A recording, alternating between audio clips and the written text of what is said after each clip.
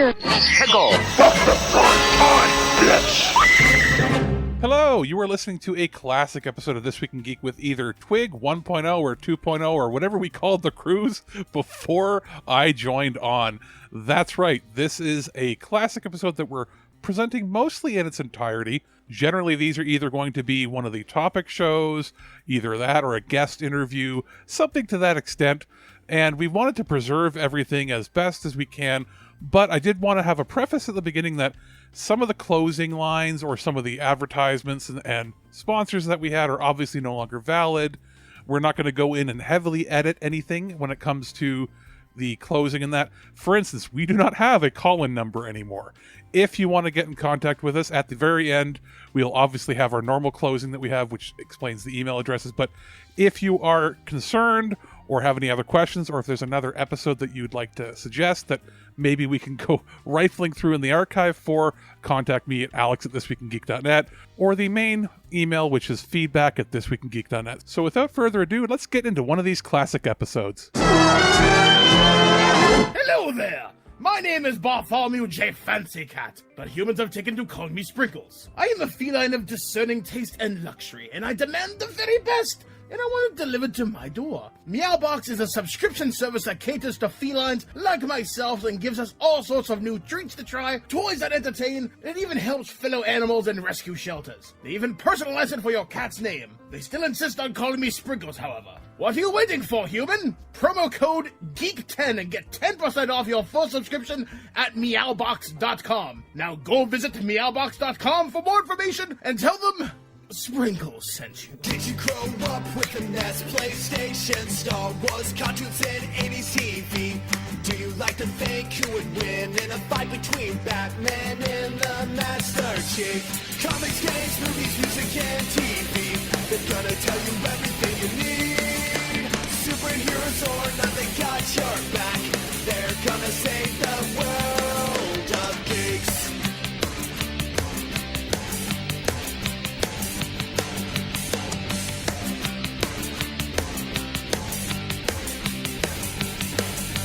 Comics, games, movies, music, and TV.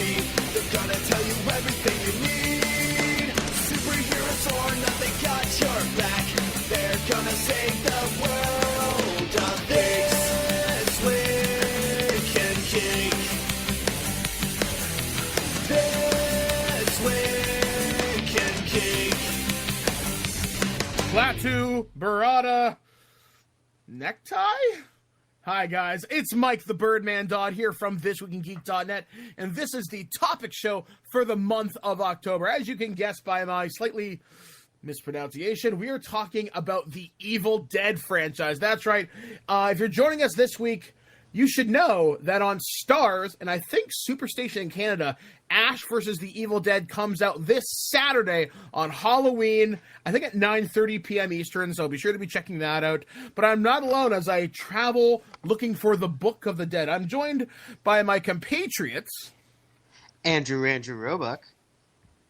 Ryan the Undead Uneven Flow. And of course, as we have every single year, we bring the master of Cinemassacre himself, James. That's hey. right. This is probably like my, 5th or 6th year or something? I think so, yeah, because Twig's been around for 8 years. Yeah, you've been with us, James, pretty much since the beginning. That's kind of awesome, actually, that we've been able to keep this going for so long. Yeah. It's just like our annual horror conversation. Exactly, and it's great that you get a chance to join us because obviously you're a very big horror buff filmmaker, and as you always do every Halloween, there's Monster Madness. This year's format has changed things up a little bit more. We actually have done some discussion videos with your partner Mike. The last one I watched was the one on the Saw movies, and I kind of wonder if maybe that's a franchise we should tackle maybe for next year. Oh God. Yeah, that might. I think we almost did one year. So but that'll give me enough time, though. I'll start watching the rest of them. Well, guys, there you go. There's next year's show. We're going to do the Saw franchise for better or for worse. Yeah. Yay, traumatizing Andrew. So anyway, guys, as you guys have noticed, ThisWeekInGeek.net has had, we've had a bit of a rough about a week and a half. The website has been fully restored to full working order. We're probably going to have some up and downs over the next few days as we transition to a new server, so be aware of that. Today I posted my review of Halo 5 Guardians on the Xbox One with some interesting results, to say the least. Good game, just disappointing in the storyline department, but go check out that review if you want to find out more. Also, last week on the Nerd News Network, I was on 900 CHML in Hamilton to talk about Star Wars The Force Awakens on the Scott Thompson Show, so that was a lot of fun. And coming up this week, I have an interview with Mitchell Whitfield, who plays Fix-It on Transformers Robots in Disguise. Should have a review for Guitar Hero Live. I know I'm talking with the senior developers later on this week, and hopefully we'll be able to re-record the Botched Rolls, which is the role-playing game show where I talk about different books, franchises, and strategies for the tabletop gamer and you. So, as we often do at the beginning of every show, we typically go around, see what everybody's been up to. And Andrew, let's start with you. What have you been up to since I last talked with you? It's been about a week or so. Well, I've just been continuing my 30 Days of Horror. I recently, 31, if I knew how many days there were in the month of October. But I've been, just recently I caught up with all the old classic Universal monster movies. Now, I've seen them all before, but they're always a classic to watch in the Halloween season, and they really can't be beat. So that's what I've been up to. Ryan, what about yourself? I busted my tailbone and my heart, but nobody cares about that. So I just want to go on a really quick segue and use my time to say it's kind of weird that this is the first Halloween special we're doing. I remember the first one I did with James involved this person, but this is the first Halloween special since the death of Wes Craven. And we're going to talk about another really influential director, somebody else who managed to do a lot of things outside the horror genre. And so I think it's kind of fitting. But yeah, it's fucking hard to make a movie. And we have somebody here who's made a movie, and I think he can probably attest to that. And the fact that somebody like Craven and like Sam Raimi continued to challenge himself and do different things with each of his films, no matter how much success he had or how much risk there was, there's something really commendable about that. And I don't know, since it's Halloween and we're doing the Halloween show, I want to put a nod towards Craven because he was incredible. Yeah, it's a good idea to mention him because there is an Evil Dead connection because in all the Evil Dead movies there are like ripped off posters and little Wes Craven hidden homages, which is really fun. I guess, and finally, James, what have you been up to since we last saw? You've had the nerd movie out for a while. You're still doing the angry video game nerd stuff, but what else? Oh, well, mainly board games this year. This year, the focus has been on board games after board games has been absent for 2 years while I've been doing nerd stuff. So this time it's been more of the focus on board games. I have 2 episodes left this year before I'm going to hang it up again for a while. And the last 2 episodes are, I mean, as you can tell, they keep getting crazier and crazier. And the last one this year is going to be absolutely insane. So I've been doing a lot with that, and Monster Madness is winding down. So I'm working on a nerd episode at the very moment, and some other surprises before the end of the year. You know, James, since you do the whole board James thing, you know, we got to get you involved in a game of Dungeons and Dragons at some point. That would be fun. Yeah, I'd like it for the research too. You know what? We will talk off air about this because I think we could have something rather fun for that. But today Andrew and I were discussing our Dungeons and Dragons characters. You know what, guys? Like I said, I've got some ideas for this, but we'll talk about that later. Trust me, it'll be fun. So anyway, guys, like I said, we're going to be talking about the franchise of Evil Dead today, celebrating all things the Necronomicon Ex Mortis and everything groovy. But before we do that, we have to thank our sponsors of meowbox.com, where if you use if you want the promo code, it's in the commercial. Go listen to that. Get 10% off your first subscription over there. Plus offworlddesigns.com, who helps supply me in cool threads whenever I go to conventions or whether I'm just sitting around the game table playing Pathfinder. There's a promo code. You can grab that off our website, ThisWeekInGeek.net. Highly recommend you do that. And of course, GameAccess.ca, Starfleet, the world's largest Star Trek online fan club, and many other people who help make this show possible. But before we get into the Evil Dead, here are just the facts. I believe I have made a significant find in the Kandarian runes. It is entitled Naturan de Manto, roughly translated, Book of the Dead. The book is bound in human flesh and inked in human blood. It deals with demons, demon resurrection, and those forces which roam the forest and dark bowers of man's domain. In 1978, Sam Raimi, Bruce Campbell, and Robert Tappert began creation on one of the most influential horror franchises of all time, The Evil Dead. While they were finishing college, the group of friends got the idea to create their own B-movie. They went to their local drive-in theater and began taking notes of everything that went into the world of cheesy horror films. Of their research, Campbell said this: "The message was very clear.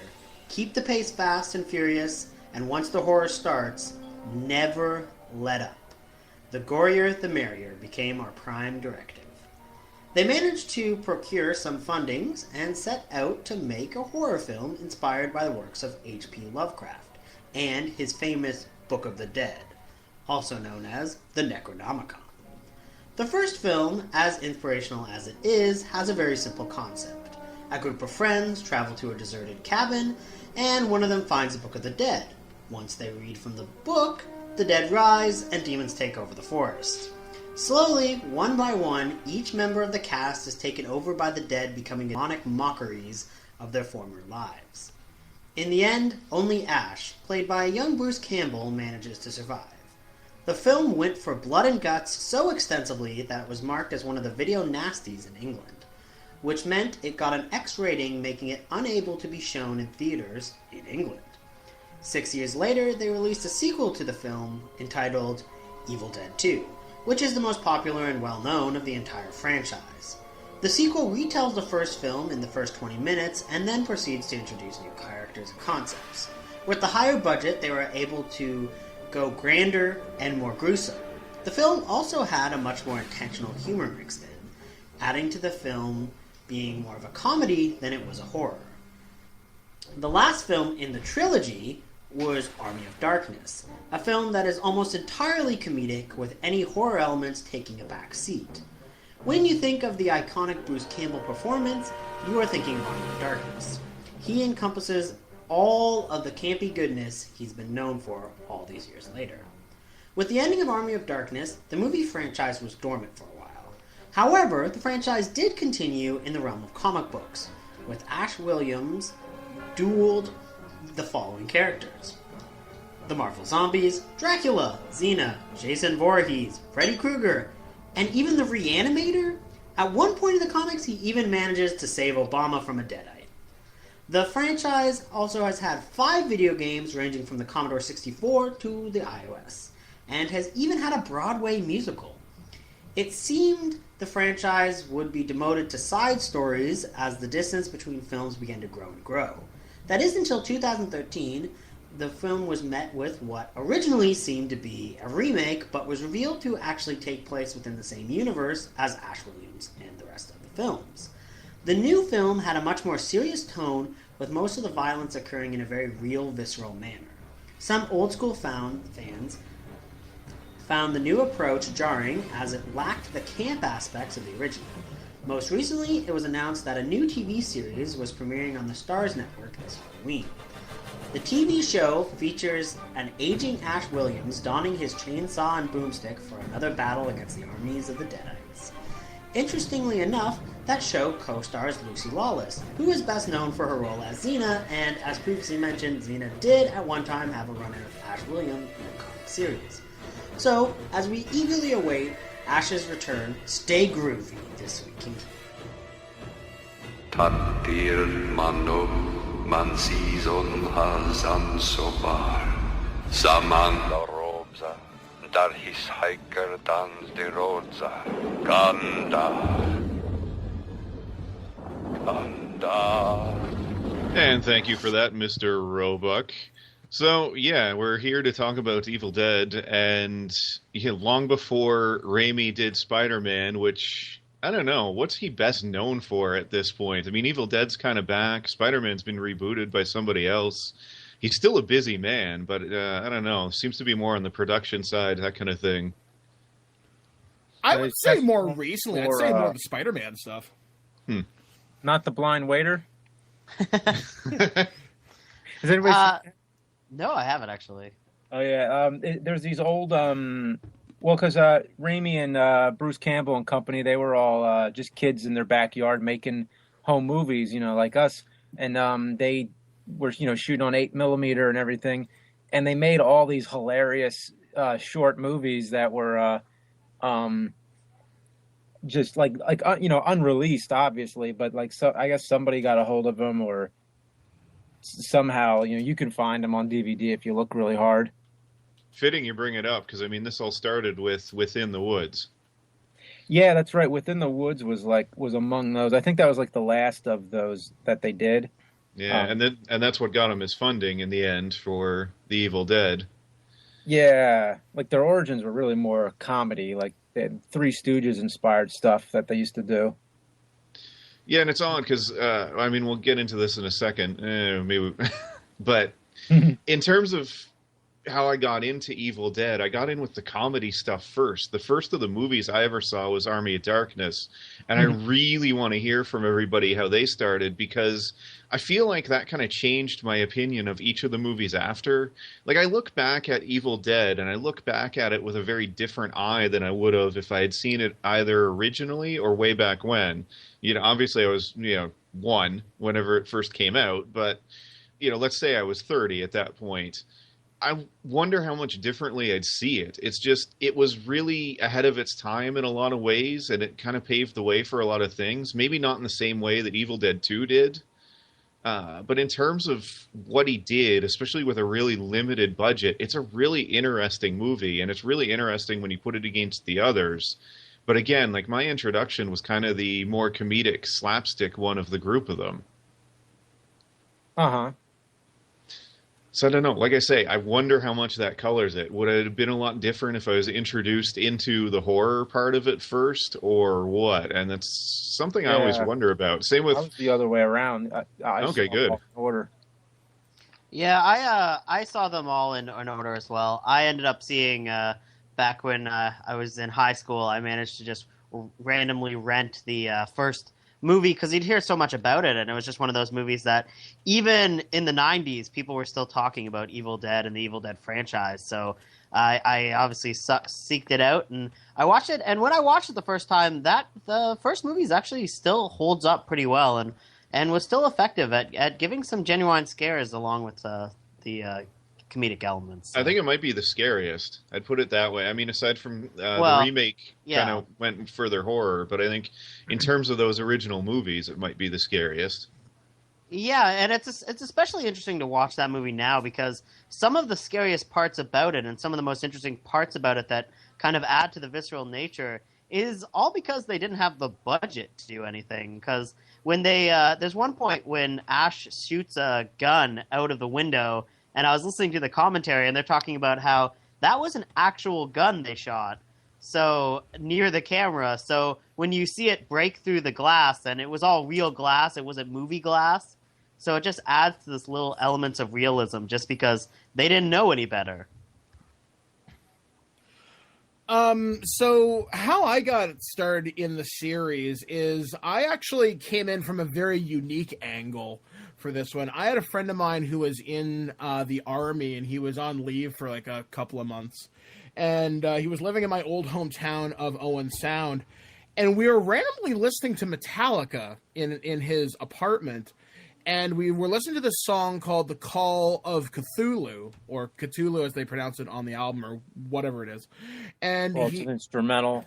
Yeah, and he pulls out this movie, and it's like The Evil Dead. And I'm like, well, what the hell is this? And he starts telling me, oh yeah, it's about this thing called the Necronomicon, and there's zombies and shit. And he pulls out the Necronomicon that you can buy in bookstores right now. It's by no means real, but it's a interesting read to say at the very least. So he pulls that out, and we start kind of reading through it, and he's like, okay, do you want to check out this movie Evil Dead? I'm like, it's kind of an older movie, but we'll check it out because you like the Romero Argento stuff. It's got some pretty good gore, so let's kind of check it out. So we sit there, we're watching this thing at like 2-3 o'clock in the morning, and I am just absolutely absorbed in this because I'd seen some horror movies that were pretty gory. This one, to me, it had a different kind of charm to it. Like the gore, I don't know, there was something about the production of this movie. I could tell it was obviously low budget, but it was made with such love and such care that I absolutely fell in love with it. And then so I went home at like 6 in the morning, whatever, came back the following night, and he's like, okay, well, do you want to see some more? I'm like, yeah. So he shows me Evil Dead 2, which was totally a departure from the first one for me because it was obviously more like funny and everything. And I remember losing my shit at the laughing room scene because I still get a kick out of that today. And then it would be a couple of years later that I saw Army of Darkness. And that's the one movie I don't really care for, which all hate mail can be sent to Mike at ThisWeekInGeek.net. I actually literally just finished watching the director's cut about 10 minutes before we sat down to record this show. I like that version a lot better than the theatrical cut. And yeah, like that's how I got my intro to the series. I've always appreciated the horror elements to it, especially because I'm a huge fan of H.P. Lovecraft. I love the idea of messing with the unknown forces that lie just beyond human understanding. And I really like how in the first movie the demons get summoned from that old tape recorder and how words actually still have power, sort of thing. And it's probably, I don't know, it's probably one of my favorite movies. When I went back and watched it again this past week, I don't know, there's just something about it that I really, really, really enjoy more so than I've ever kind of enjoyed a horror movie before. I wouldn't call it my absolute favorite horror movie. That title belongs to Friday the 13th Part 6. But there's just something very genuine about it that I absolutely fell in love with. So I guess as we kind of go through the conversation here, so James, how did you get into this? Well, like I said, I watched them in order, but not close together. I think I watched the first one, rented it from the video store one time because I heard a lot about it, and I watched it and I liked it. But I saw a lot of horror movies at the time, so to me it was just another horror movie. And like you said, it was kind of scary. Like it didn't have the comedy elements in it yet, not as much. And I really loved individual scenes. I think there were moments that stuck out to me, like the stop motion part at the end with the book and everything. And when all the faces are melting and all that, I remembered that scene. I remembered I really liked the way they got the camera to move over the swamp and all those cool things they did with the camera movements. But it sat with me for a while. Like I just kind of like let the movie alone. Like I wasn't like, I didn't like super love it, but I liked it, and I just kind of like it sat on me for a while, and then finally, like maybe years later, I watched Evil Dead 2, and then when I watched the second one, it blew my mind because it did something that I didn't see before, and that was like the way it blended horror and comedy. I've just never seen it done in that same way, and it really clicked with me. And then immediately after seeing 2, I had to see Army of Darkness. And Army of Darkness seemed to go full comedy. I think Army of Darkness really understood the character Ash the most. But I think 2 is my favorite still because of how well it balances both the horror and the comedy. And how crazy is it that now, after all these years, we're finally about to see some more Evil Dead material coming up real soon? Yeah, it's like...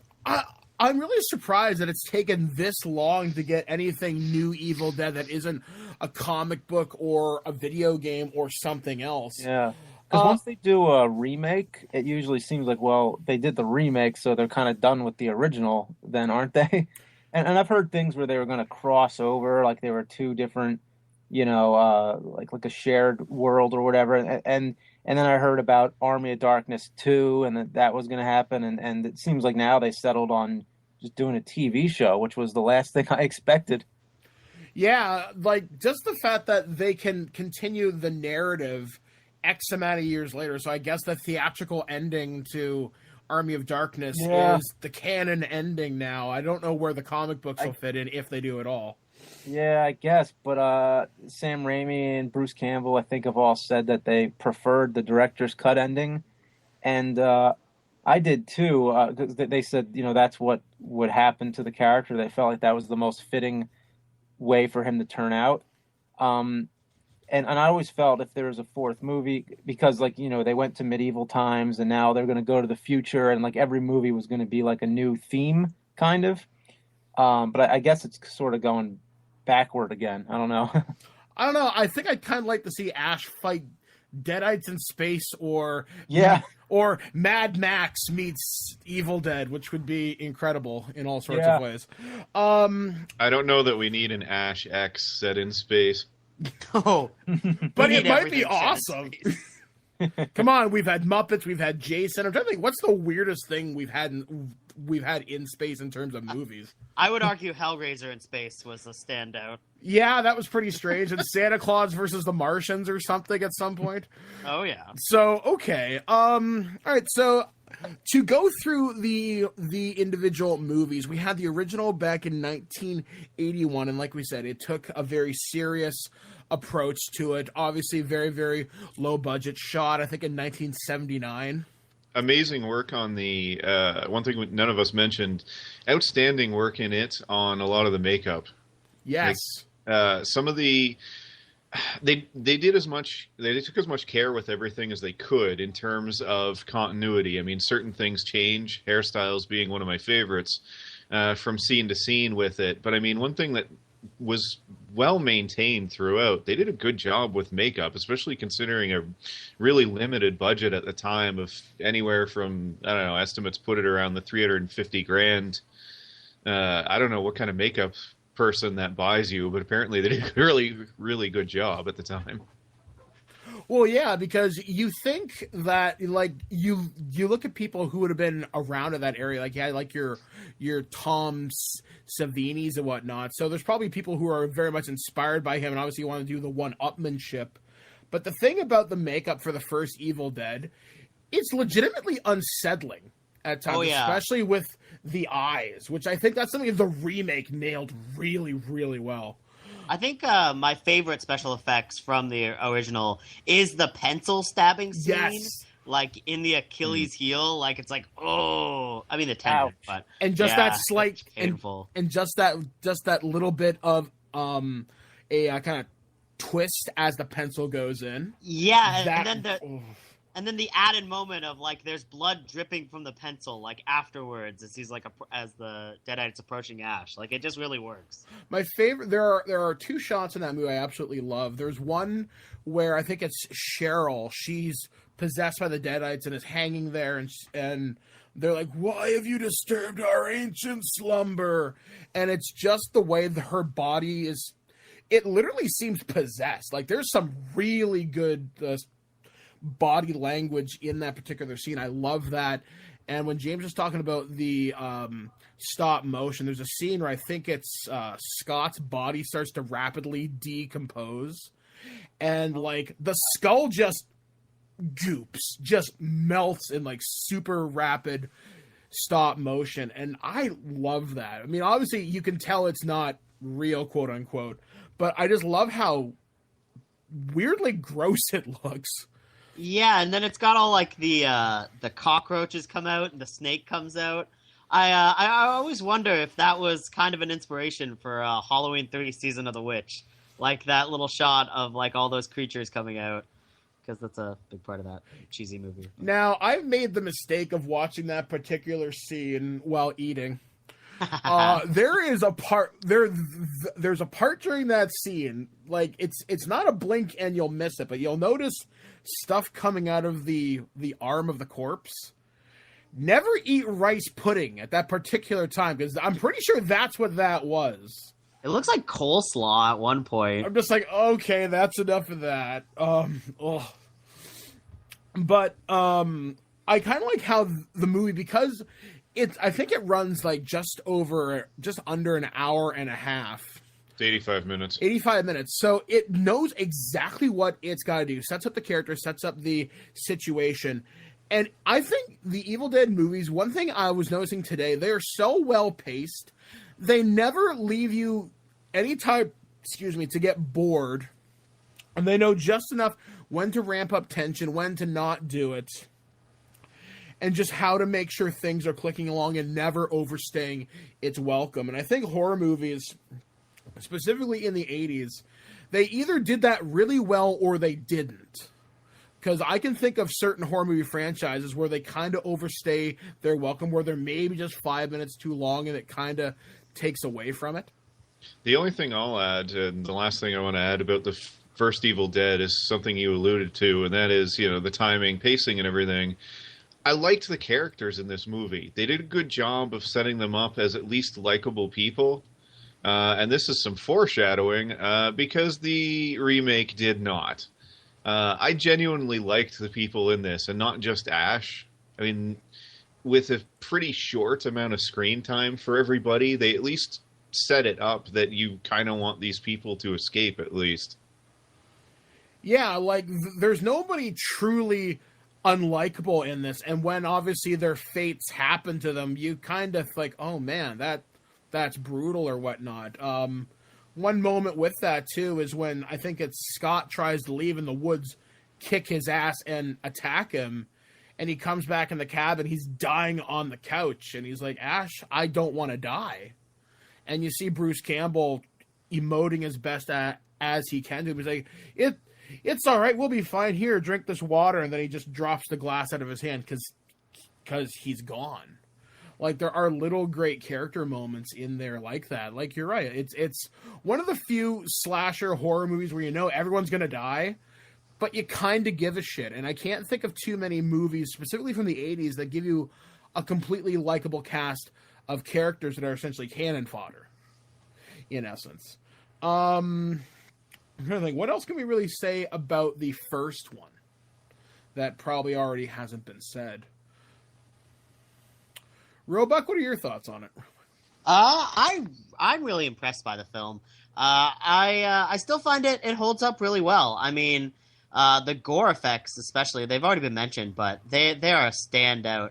And I think one of the most interesting parts of the film is the tree scene.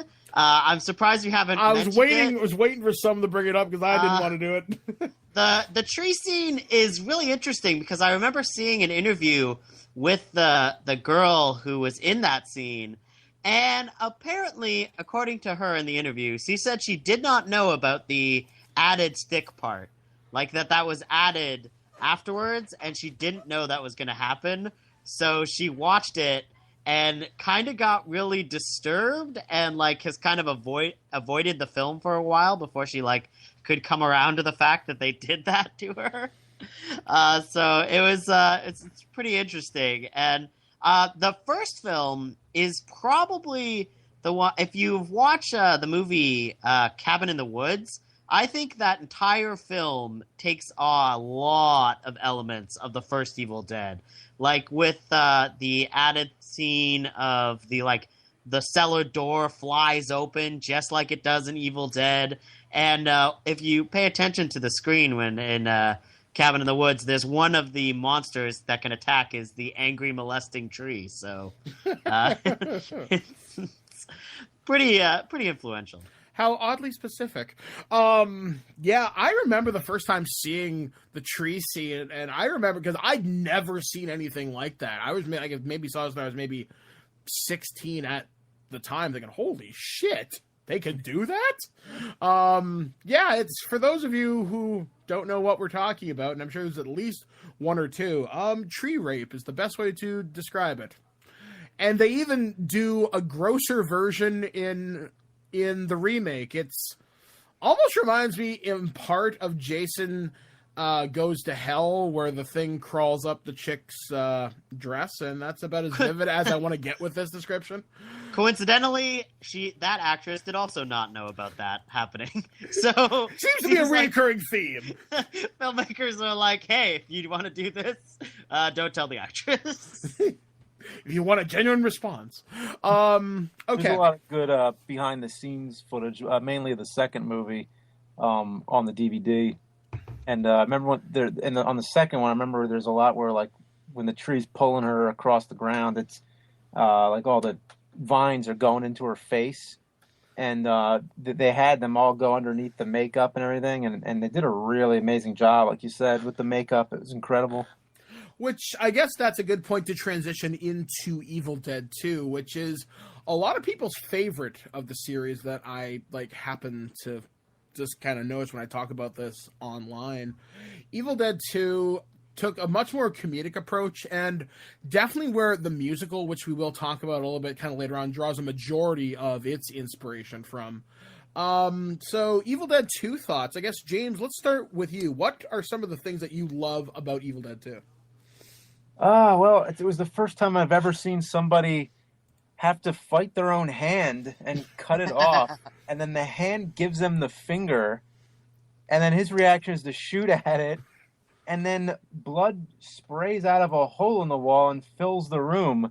Like, the movie was just insane, and I hadn't seen anything like that at that time. I think Brain Dead, Dead Alive actually comes kind of close, but something about it, just the way the way they did it was just unlike anything I'd ever seen. So yeah, I'll just open it up there. Ryan, let's go to you. Pretty much the same reaction, actually, in a lot of ways. I mean, this movie, the camera work, an awful lot of it's been copied and done, maybe not ever done better. I mean, this opened the door to a lot of the films like Shaun of the Dead and others that try to kind of balance horror. Like, there's some genuinely scary moments in this movie still, but then you're laughing in between a lot of them.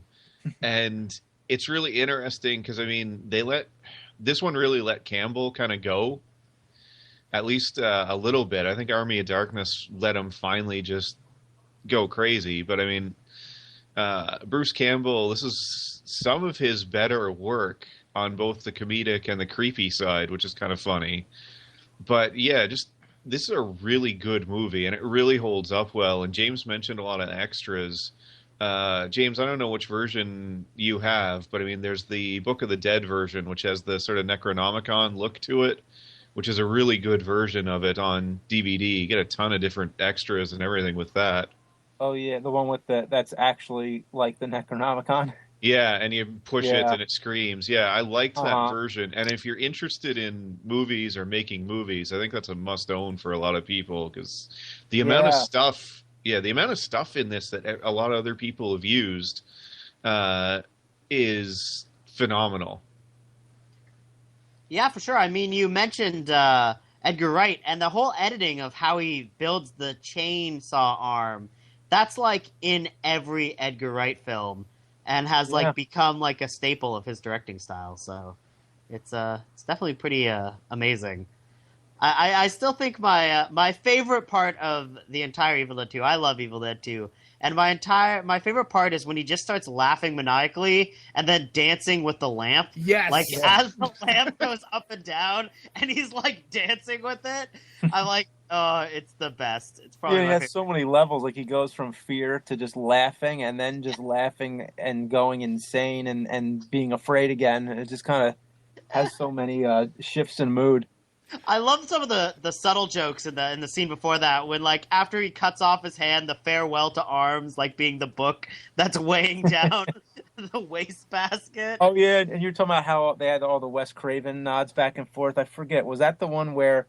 Well, see, I guess it started with The Hills Have Eyes, where they have the ripped poster. Yeah, with the Jaws posters ripped up in the background, like they're saying, like the Hills Have Eyes. This is the real horror movie. Like, forget about Jaws. And then they were thinking do the same things, and they did it with The Hills Have Eyes, didn't they? Where they? Yeah, they did that in the first one, and then the second one, there's Freddy's claw is actually in one of the shots of the basement, I believe. Because I think it was Nightmare on Elm Street. One of those movies. They were watching Evil Dead as if, oh, that's just a movie. That's not the real scary thing. This is the real scary thing. So they kind of had a thing going just back and forth. Yeah, that's so cool. Yeah. One of the things about Evil Dead 2 is, like, we've all talked about how funny it actually is.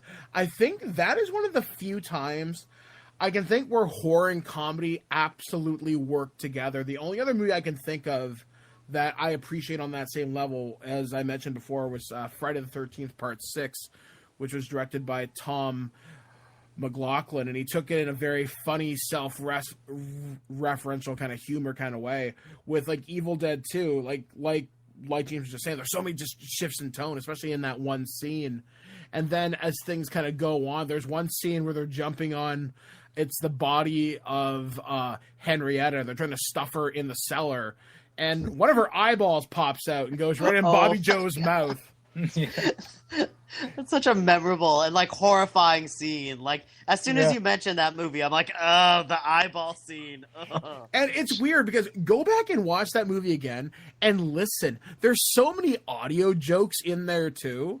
Like when she swallows the eyeball, you get that loud Disney gulp sound hidden in there. I'm pretty sure there's like a Wilhelm scream in there somewhere. There's just so many little things that are hidden in there that you really appreciate, especially because horror, a good chunk of that is sound design, because you have to create the like atmosphere. This movie knows exactly when to go from playful to scary to just, you didn't see that coming, did you, fucker?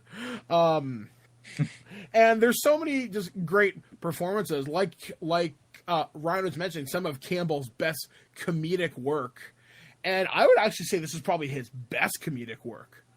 But obviously, like, he's done so much stuff since. But I really think this is a movie that made me love him as an actor for sure. Because I really got the sense that this is the movie where I think he had I wonder if he had a lot of input in how to portray Ash. Because this is where we get the more lovable idiots, or not quite the braggart we get in, like, Army of Darkness, where, you know, I think with Evil Dead 2, you start to see the slide of he's smart but not too smart, and it's pretty much all downhill from there. Another thing that I liked, or actually no, this confused me for so long, and even up until a couple of years ago, till I think I got less stupid. I thought for the longest time Evil Dead 2 was a remake of the first one, but just sort of is. Yeah, it sort of is. It's hinted at, but it's like a rare breed of like semi-remake where it sort of begins like almost as if they were going to shoot a recap and then continue from that, but it was, you know, sort of just made into its own film. Like it really is like a different movie in a way. Yeah, exactly. Like it's almost like they do in old Friday the 13th movies, but instead of using stock footage, they just decided to refilm like the entire first movie in a condensed chunk. Well, I was like kind of reading up on this. Supposedly they wanted to bring back all the characters from the first movie, and when they did the like kind of recap, but due to budgetary constraints, they only brought back Linda. And for the longest time, I really thought that this was the sequel, in the regards that the first movie happened and Ash just happens to go to another cabin in the woods, and there just happens to be that Necronomicon there again for the longest time. So clearly I'm stupid. But he's very unlucky. What can we say? Yeah, slept too long. There's also, like after reading Bruce Campbell's autobiography, there's like the added joy of just knowing that anytime that Bruce Campbell's getting something thrown in his face or getting hit with anything, it's always Sam Raimi just torturing him all the time. And then Sam Raimi's always using his car in every movie, and Bruce is always trying to do things to Sam's car. And I think he says somewhere in the book, he's like, he asks Sam where the car is now, and he says, oh, it's in some junkyard or something. And he's like, well, he's smart because he knows, like, if I knew where that car is, I'd send a mechanic out to dismantle it right now. If chins could kill, I highly recommend it. It's Roebuck a will loan great it to you. book. I love that it's a very visual book too. He has lots of pictures in it. He shows like diagrams of how they did the camera angles and stuff. Like there was the Ramo cam and the Samo cam and all these things to get all the camera angles, all these like crazy rigs where they put the camera on like a stick and ram it through the back of a car and then out the front window. And there's also a chapter that has nothing to do with Evil Dead or anything, where he's just talking about this car that he bought that was a complete lemon and was just breaking down. And he has copies of all the invoices and everything of all the different times he's had to have repairs done to it. It's just a hilarious chapter. He goes off tangent a lot. He does in each of his books too. Yeah, they're great. Yeah. There was one thing in this movie I didn't notice until tonight. I was reading a part because it's Ted Raimi, Sam's brother, in the Henrietta kind of monster suit. And at one point she picks up the character of Annie and is spinning her across her head. And I read how you can see the sweat pouring out of the ear. And I decided to look for that tonight. And I just saw ew. And the fact that I think it was, did Greg Nicotero work on the special effects for this one or just Army of Darkness? I believe it was 2. Yeah. Anybody know? Yeah, I think when we watched it, I believe I saw Greg Nicotero did come up on the special effects. Yeah, because I remember saying he had to drain the suit of sweat. And if you've ever they show it on the documentary, like you actually see the foot and they pour it out and it's just sweat pouring out. That is the grossest thing I can imagine. And actually, I never saw the sweat coming out of the ear, but I thought you were going to mention when Ted's ass is actually exposed in the suit. No, I missed that. Where's that in the movie? Yeah, it's like they're spinning around and there's just a big rip through the back of the costume.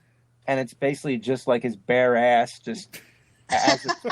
And the thing is, I never would have seen it until they mentioned it, and now that I know it's there, you can never unsee it. You can see it clear as day now. It's amazing just how much special effects kind of go into something like this, and it's cool just to see Greg Nicotero's career, because I think the first movie he did was Day of the Dead, I think, which means he was under Tom Savini. And now he does stuff for The Walking Dead. I'm pretty sure he's working on the new YouTube Red show that PewDiePie is going to be a part of, which I still think is the stupidest thing ever. But I digress. But yeah, I mean, if you've ever worked in special effects, I've been on a couple of film sets myself. Latex is hot as shit, and just ew.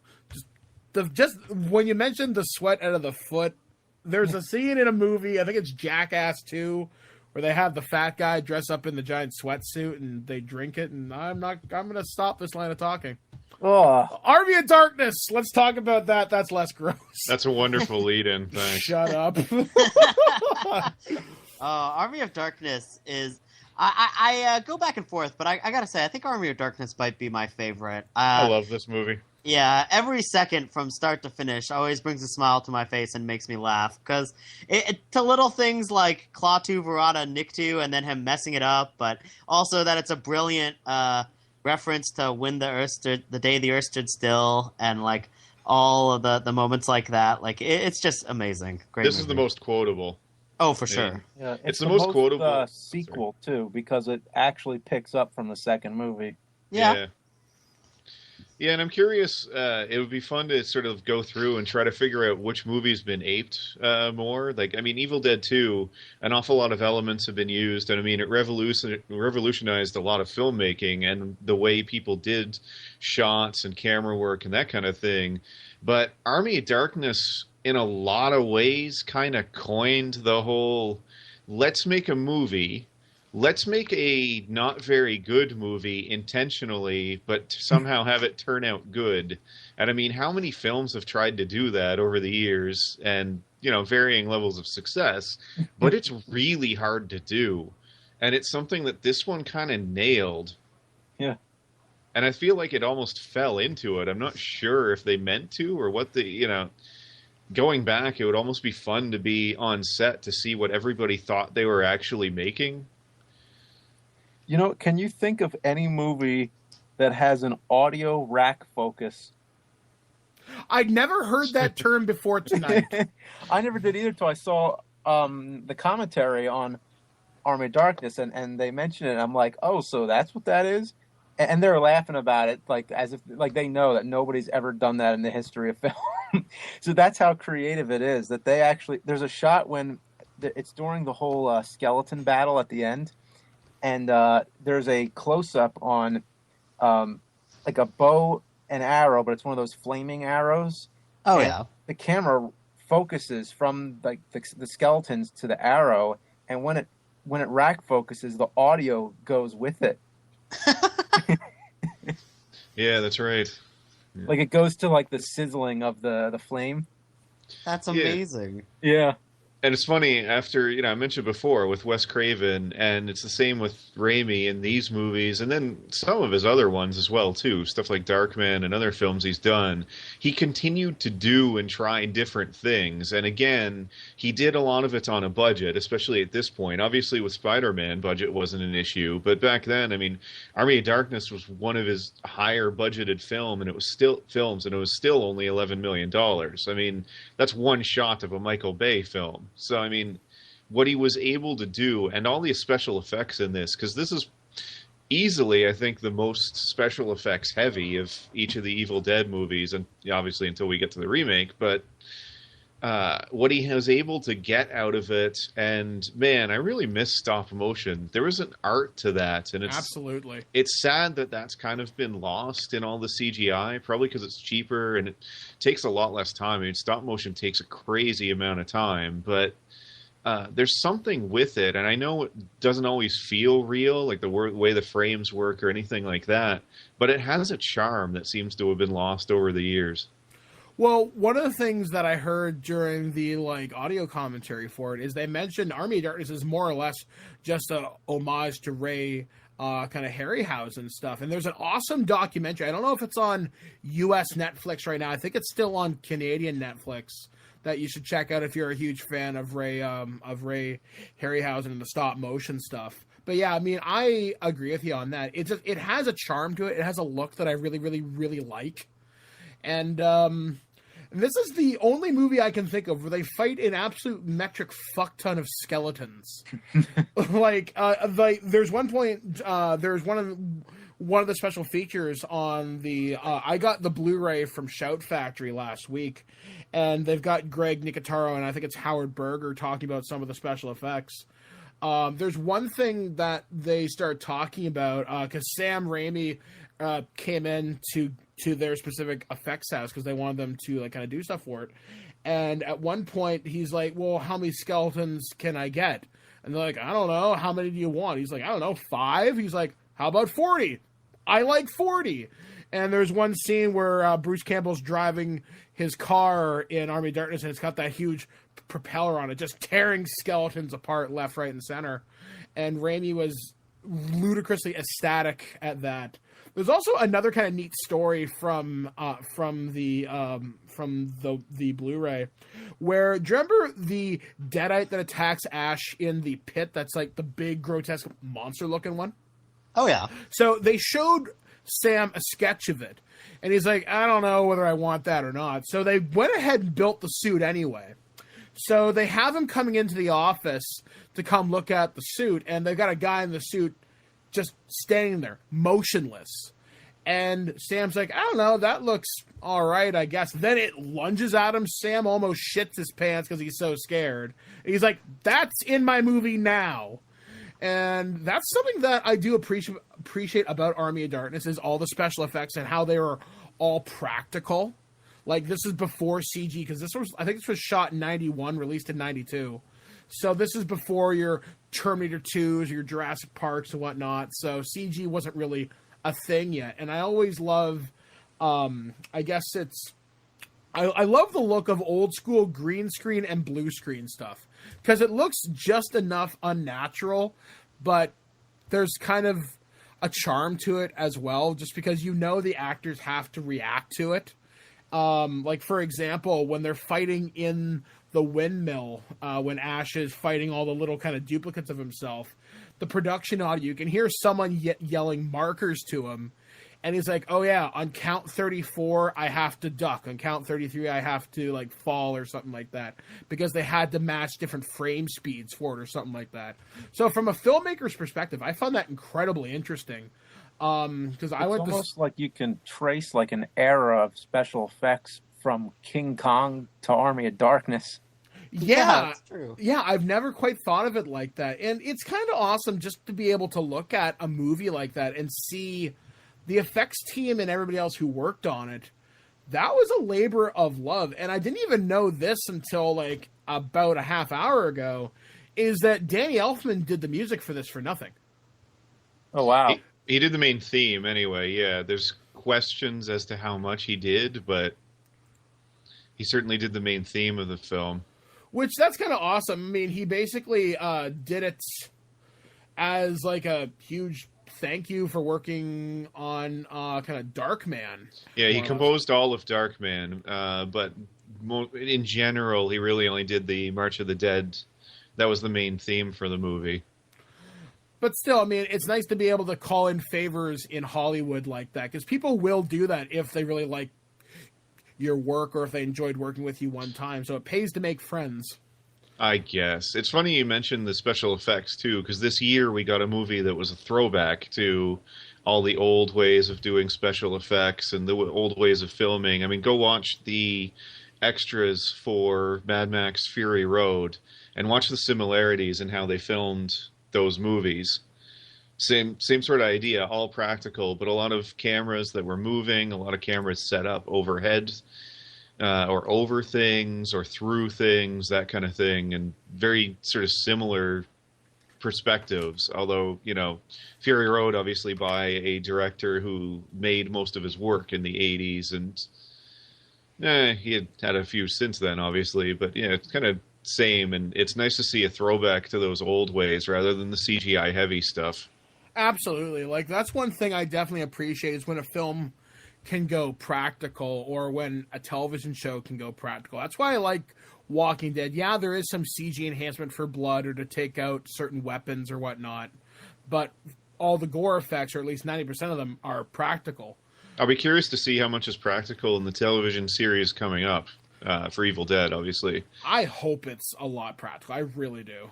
I would expect so. It looks like it is for most of the stuff they've shown filming, trailers, that kind of thing.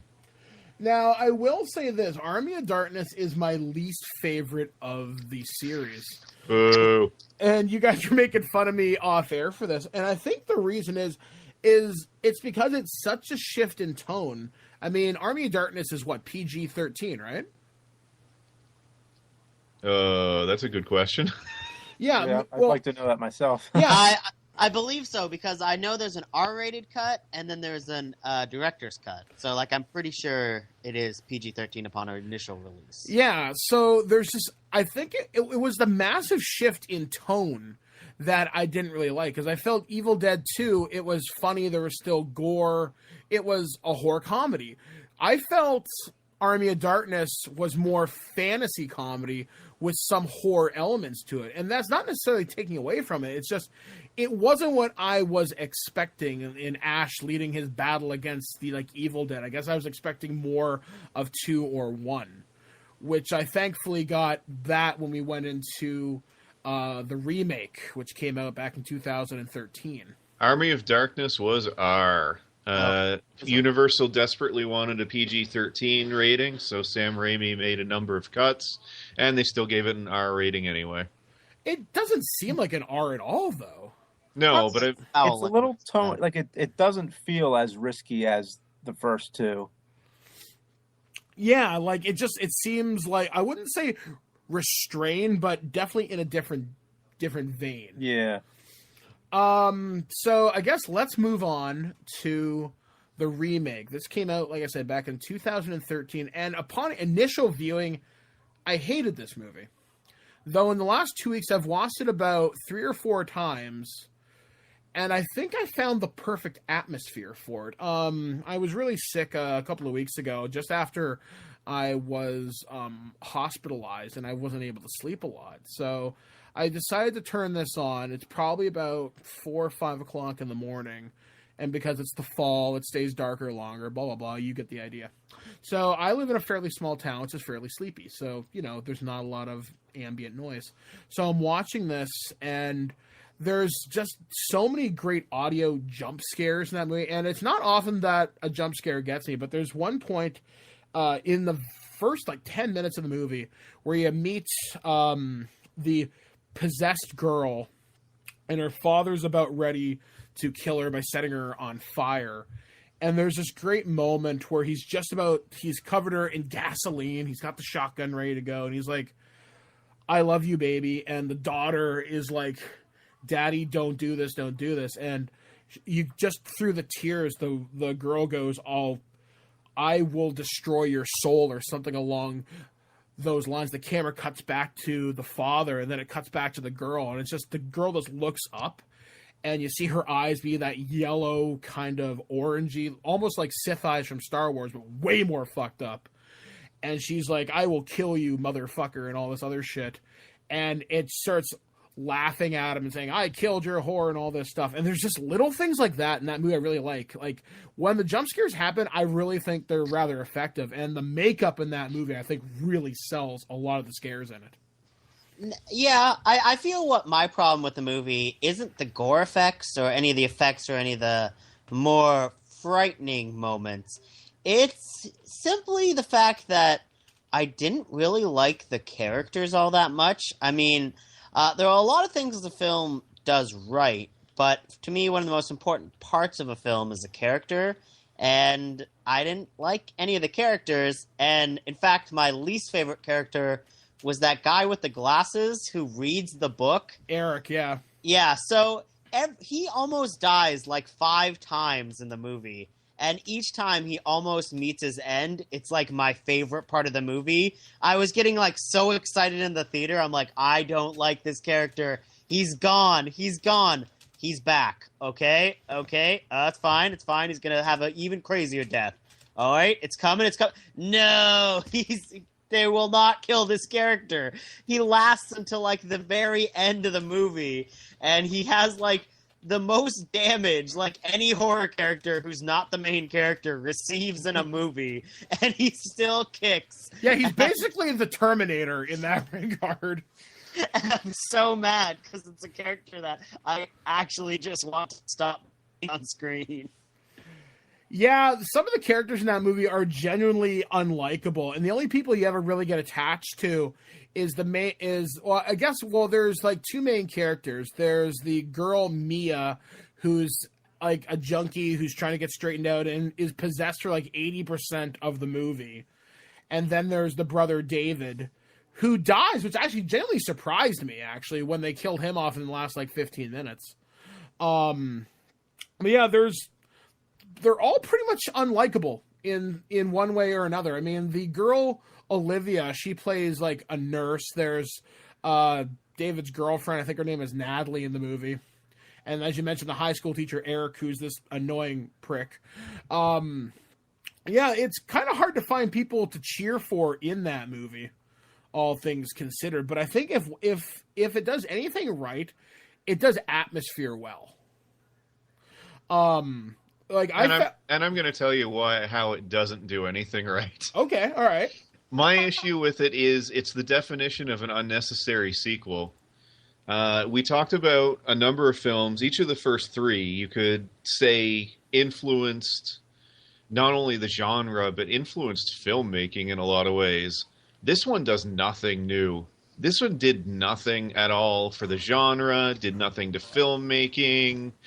It is thoroughly unnecessary. It's just trying to sort of reimagine some of the very basic ideas of the original for a new audience, which is okay, I guess, but you have to at least you have to be able to say or do something, especially if you're going to reboot something after, say, roughly 30 years. Do something different or influence something or change something, and it didn't do that for me. So it just falls flat. It's entertainment and it's there, but that's something I never say about the first three. They're a lot more than entertainment, and I think they're necessary, especially the second one. If you want to say get into film, or if you're interested in filmmaking, it's required viewing, and to a certain extent I'd say the same about Army of Darkness as well. And this is not required viewing. James, what about you? Because you can come at this from a true filmmaker's perspective. What are your thoughts on the remake? I think the opening scene was great that you mentioned, and the ending was pretty stellar, but there's nothing else in it that I remember. Everything, that's been said about the characters, I agree with. I didn't like any of them. I think it's one of few kind of things where it's synonymous with an actor, where it's Bruce Campbell, and I think he is synonymous with Evil Dead, and not having him in there, it didn't feel like an Evil Dead movie at all. And I mean, I don't know, like what is it? Sort of sequel, sort of remake, reboot, whatever it is. To me, it's just not an Evil Dead film. Wasn't necessary.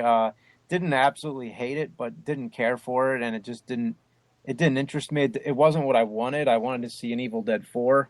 So yeah, that's pretty much all I have to say about it. It's just kind of there. The only other thing, I just want to ask a question, roundtable. Does anyone else feel that, I feel like, and this is not, I'm not trying to slight Alvarez, who I think did a competent job with not an awful lot to work with, not to mention an uphill climb, redoing something that somebody else did, but did not having Raimi flat out direct it and screenplay and really work on it, I mean, he produced it, but did not having him end up hurting it? I'd kind of say yes. I don't know, because I like the way this movie took its direction. Although, now that you mention it, it doesn't feel like an Evil Dead movie. It feels like a story in that universe, but not necessarily full. Like, I think when I first saw this movie, I said it's not an Evil Dead movie. If it was anything else, it would be fine. Evil Dead conjures you expect a certain level of filmmaking, storytelling, etc. But I've kind of revised that opinion since I last saw it. And like I said, in the last couple of weeks, I like it because I think Alvarez took a harder edge to it. And I think it's more brutal and intense. And I think that adds a little something to it that kind of puts... It's more closer to the first Evil Dead than it is anything else. I think by taking some of the humor out and ramping up some of the intensity, it does add something to it. But without a likable cast of characters, that's kind of what takes it out of the Evil Dead realm. Because even in the original movie, you liked Ash, you liked Cheryl, you liked Linda, Linda and Scott. You didn't want them to die. Here, when the chick Olivia cuts off her own face, I'm thinking, man, she was a bitch. I'm kind of glad that happened. And you were never really cheering for Mia, who was the chick trying to get her life together by going out and, I guess, detoxing with her friends. Truthfully, it's the character that Andrew likes the least is probably the most interesting in the movie, Eric. And what? You mean the guy who decides to read out loud the book that says, do not read this? No, seriously, please don't read this. I'm just going to read this out loud. Yeah, but that's so dumb. Yeah, but he's the most interesting one in it. How often do you actually follow our work instructions, Andrew? I mean, come on. Yeah, don't push the history eraser button. Well, of course you're going to press it. But yeah, although ultimately I think you care about him more than anybody else, because David is, sure, he's the carrying over older brother-ish who took off because his parents were sick or whatever, but you don't care. I mean, I care about him dying, so yeah, I guess in a he is the character I care about. Hey, that's what you told me today about me. Oh, sorry. But yeah, I can see your guys' points, but let's continue around the table. So, Roebuck, your go. I think if I don't know, I don't think I would have wanted Sam Raimi to rewrite and redo the first Evil Dead, because he kind of did it at the start of Evil Dead 2, the best it's gonna get. So I think had Sam Raimi just done the movie again, like I'm sure it would have been fine. But Well, I think if Raimi does it, it's a sequel. By the way, I probably should have made that a portion of the question because I don't think Raimi would want to redo his stuff either. Okay, yeah, if it's an entirely different story, then yeah, I would have been a lot more interested to see it. Two, I would have been probably enjoyed it a lot more.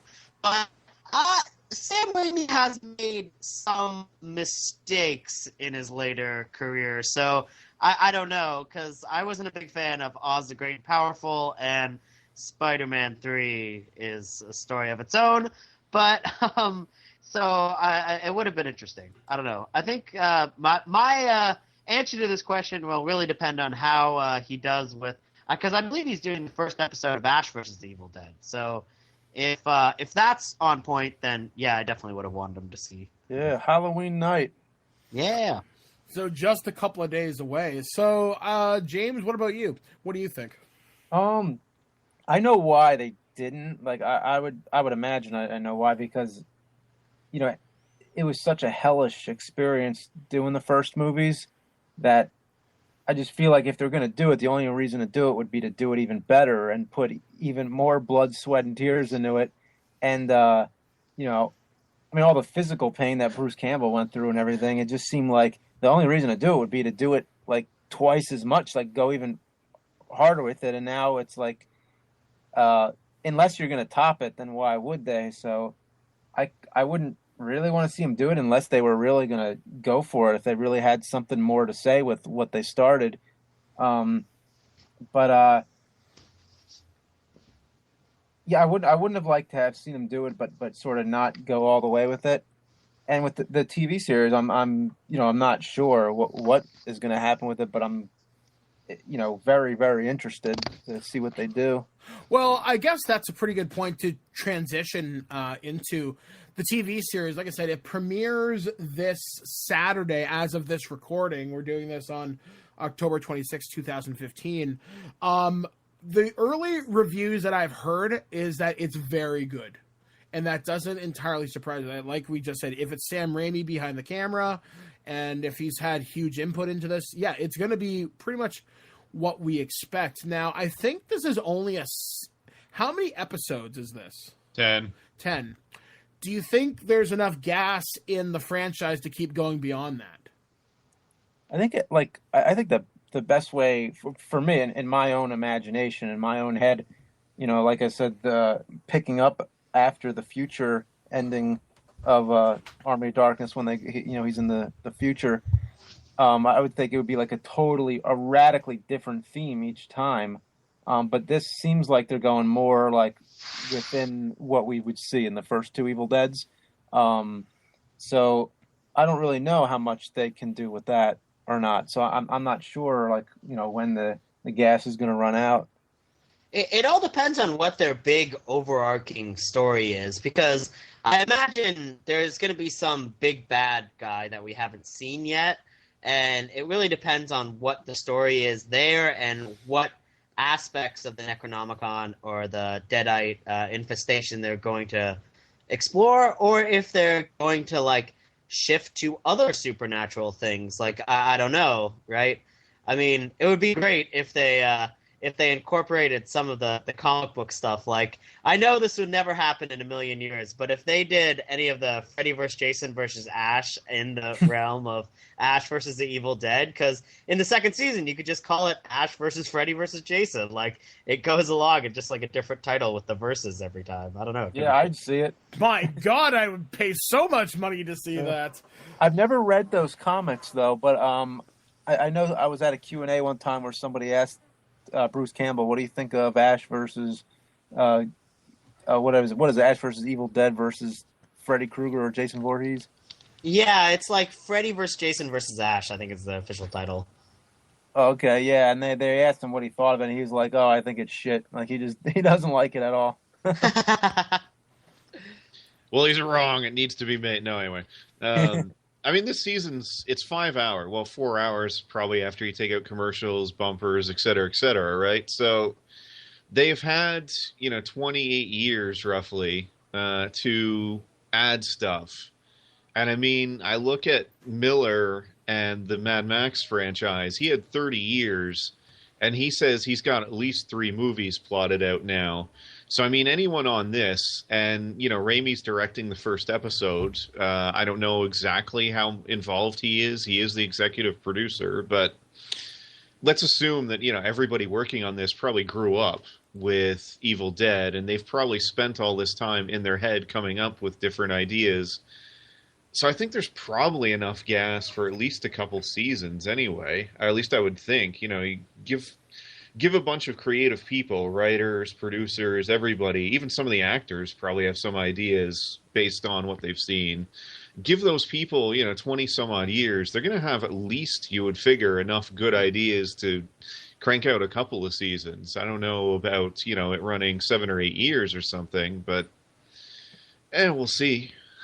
Yeah, time is good for some things. I'd like to see them bring in guest directors for this. I'd like to see what Robert Rodriguez could do for something like this. Oh, yeah. Because that could be a lot of fun. So we just mentioned comic books. So let's talk about some of the weird tie-ins that have existed with the Evil Dead franchise. There's been some action figures, which I think have all been done by NECA. I'm pretty sure I've seen Evil Dead Mini-Mates. I have a vinyl pop figure on my shelf right now, standing beside Batman, Judge Dredd, and Daniel Bryan. There has been one of the weirder things, which comes from Toronto, which is just an hour down the road from where I currently am. Back in 2003, they did Evil Dead the Musical. They originally did this, I think it was at the Just for Laughs Festival in Montreal, I think like the summer before. But Evil Dead the Musical takes elements of the first 3 movies and puts them into an hour-and-a-half stage show. Notable elements out of this involve the splatter zone, where basically the first 4 or 5 rows, they give you the option to wear a raincoat.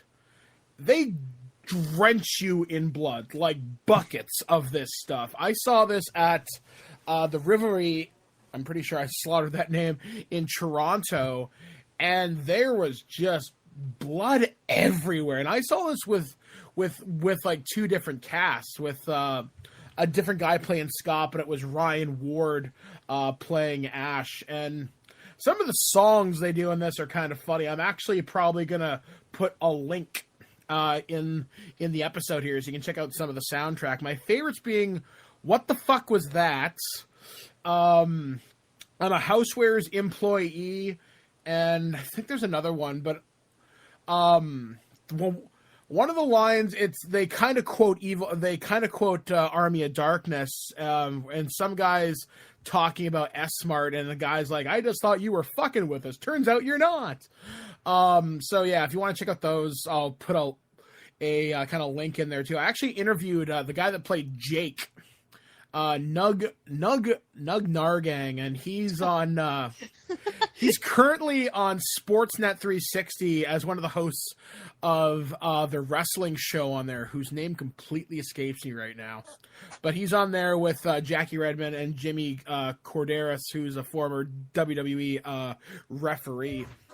But yeah, it's definitely worth it if you can see this. I know right now there are traveling shows. You can probably catch one this week, actually. I know there's one in Kentucky, Toledo. There's always one in Las Vegas. I didn't get a chance to go there when I went there last year. Really wanted to, though. So it's not impossible to track this down, but if you ever get a chance to go see the musical, absolutely do it. In fact, just download the soundtrack to this. Like I said, I'll put a kind of YouTube link so you can check out all the songs. They're quite hilarious. Video games. This franchise has had quite a number of them, going all the way back to the Commodore 64 or the ZX Spectrum in the 80s. And I've never played this, but Ryan, I understand you have. The Commodore 64 one, heck no. Okay. Well, I played the other ones. Commodore 64, a little before my time, and by the time I could get around to one, I was too busy with the NES. There were never any Nintendo games based on this, though, which is a little surprising. You'd think LJN would have shat one out or something, but nobody bothered. No, they were busy doing Friday the 13th and Nightmare on Elm Street. Oh, yeah. So the next game we got was Hail to the King, I think, was the second one, and that was the PlayStation era. Yeah, so PlayStation, Dreamcast. I want to say there was another. I think it was on PC too, wasn't it? Yeah, it was. And James, you actually did a video for this a little while ago. Yeah, I posted a video with Doug Walker where we played Evil Dead Hail of the King, and we didn't have such a great experience with it, as you can see from the video, but it's strange that I waited this long to play any of the Evil Dead games, and I'm finally starting to get around to them, so I'd like to try out the other ones. I have played the Commodore 64 version very briefly one time, but it's kind of hard to track down. I played it off of a ROM, so even I have to do that sometimes, but maybe I'll give it another try sometime. I am genuinely surprised there has not been a nerd episode in the same vein as your like Halloween review on the like Evil Dead games. Actually, I'm genuinely surprised. Yeah, that would be a good one. Would have been a good year to do it if I had time, but I got to play some of the other games beforehand. But what do you guys think of the other games? Because I haven't gotten to them yet. They're solid. They're probably Hail to the King is probably the weakest of the sort of later era games. Regeneration wasn't bad, right? Yeah, Fistful and Boomstick and Regeneration have a lot of similarities. Regeneration's probably the best of the bunch. It's also, I think it was the latest. Yeah, it is. It was the latest one. That's right. In order. And yeah, I mean, it showed up on the Xbox One, PS2, and all these for some reason were released on the PC.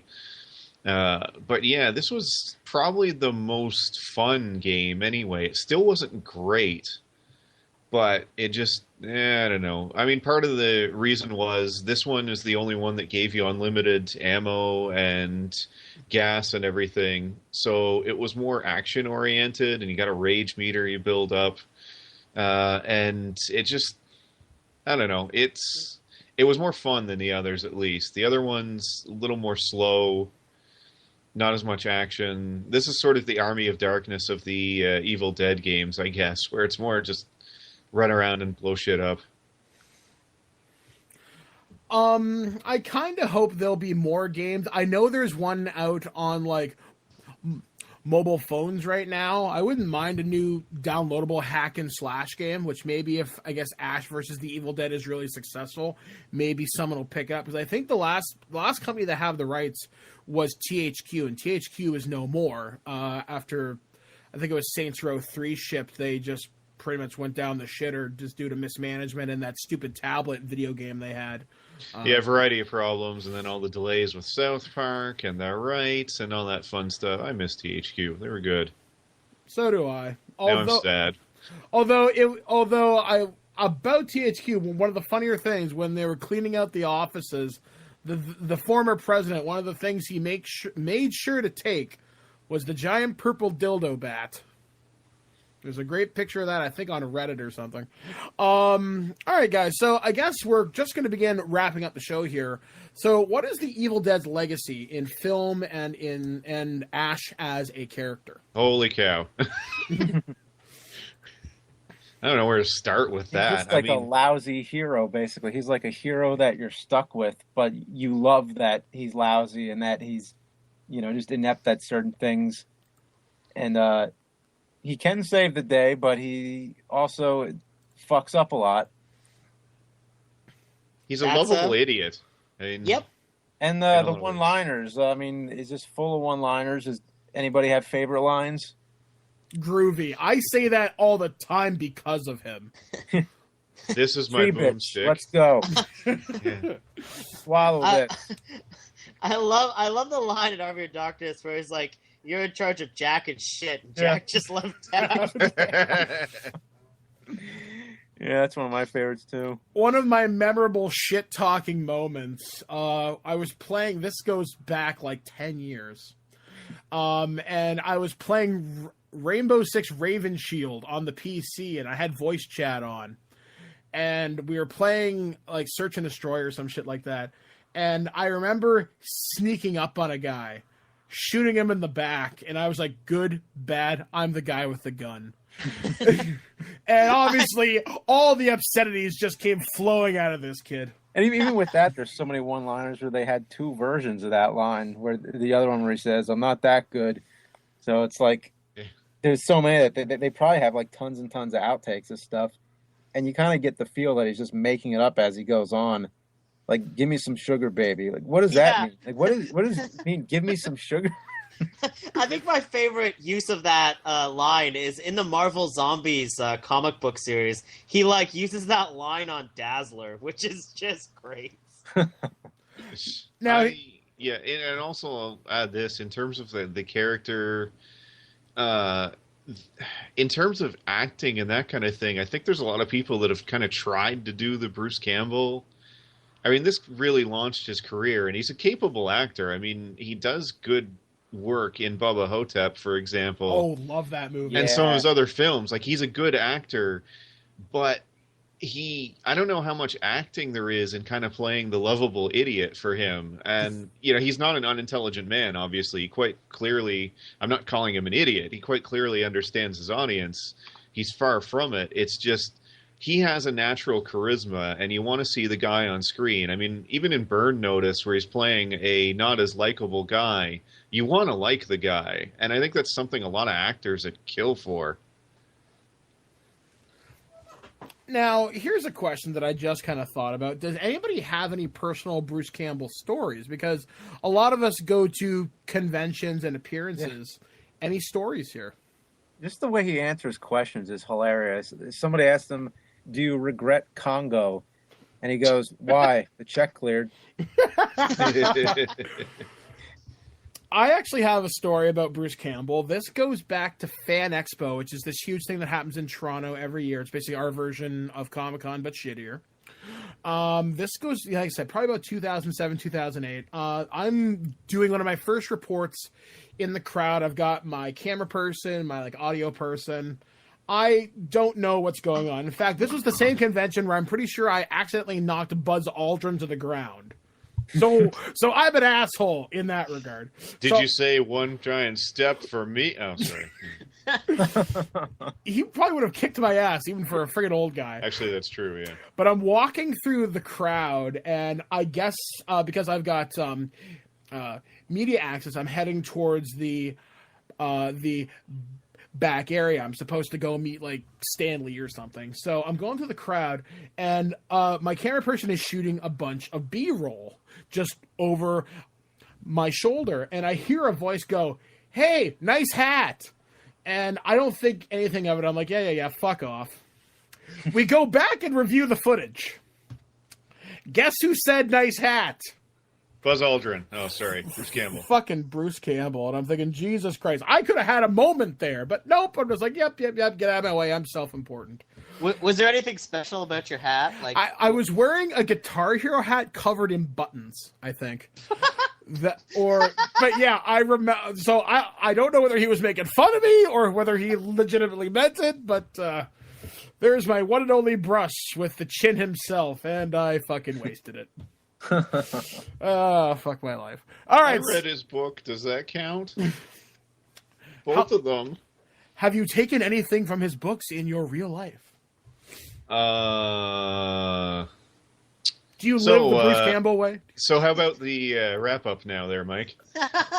Go right there. All right, guys. So thank you for joining us here on our topic show on ThisWeekInGeek.net for the month of October, talking Evil Dead. As we often do, we always want to hear from you guys. So if you want to email feedback at ThisWeekInGeek.net, would love to hear what you guys thought. What are your stories of the Evil Dead franchise? Maybe you got a memory.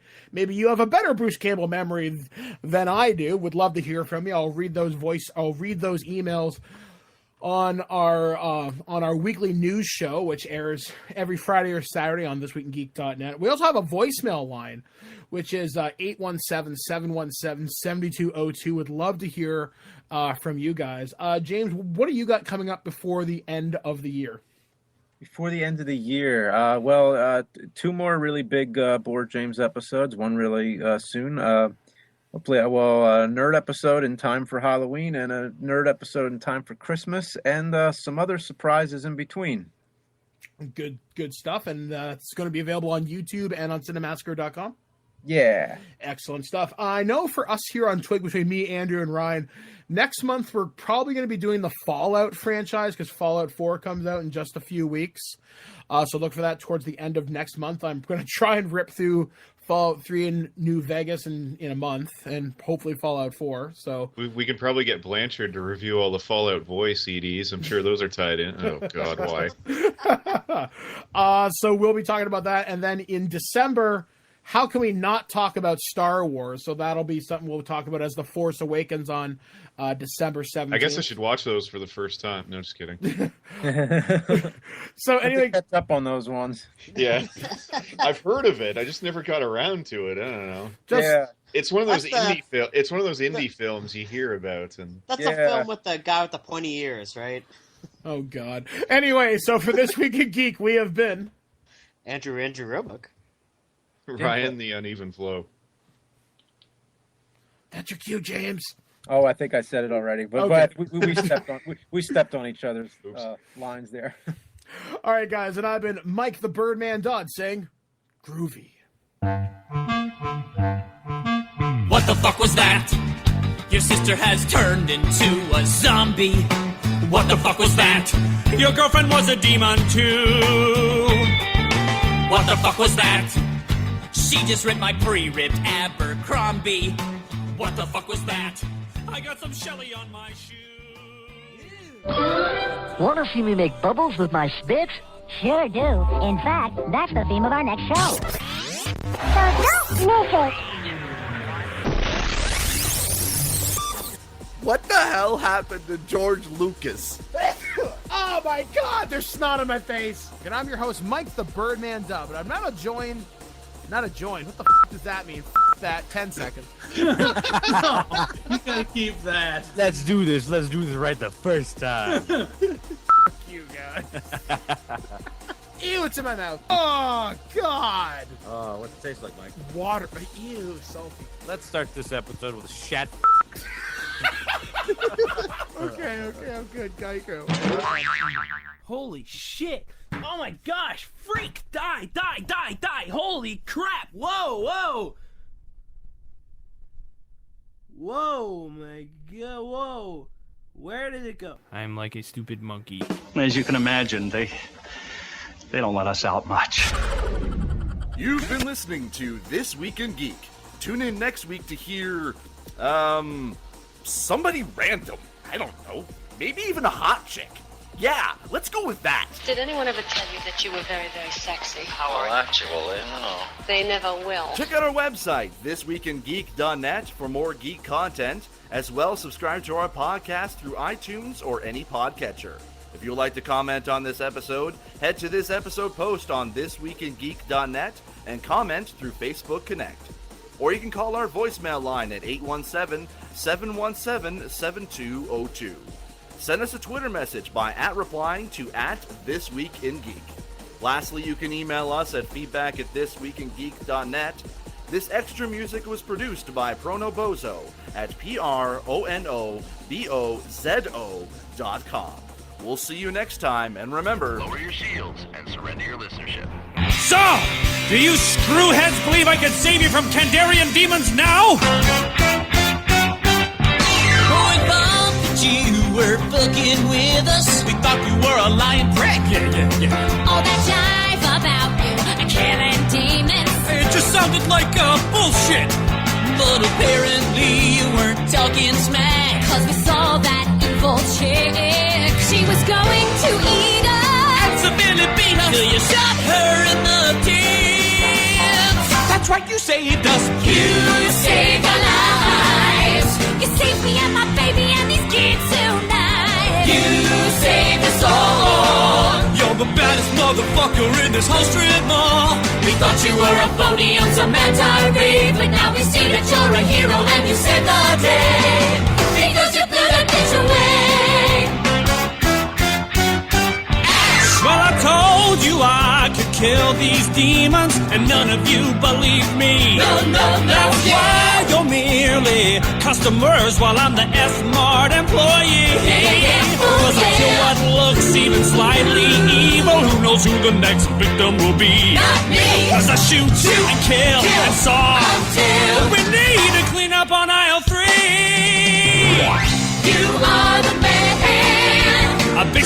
evil with my one good hand.